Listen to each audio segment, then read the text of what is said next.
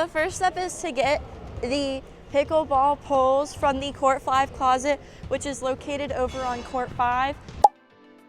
We are currently on Court 7, ready to set up pickleball. As you can see, 2 of the nets are already set up. You'll learn how to set those up in this video. When you get over to these gold holes in the floor, you're going to place the red poles into the ground. Then you're gonna come over here and you are going to string the net string and hook it on to this hook right here on this pole. Then you will go back over to the other side and you're gonna grab this string and you're gonna pull it down. You're gonna bring the hook over and you're gonna pull it and hook on the net.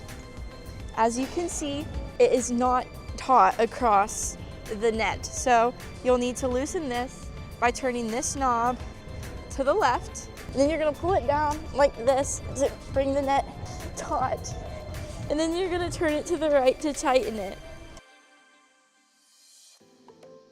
Yay! Now it is up.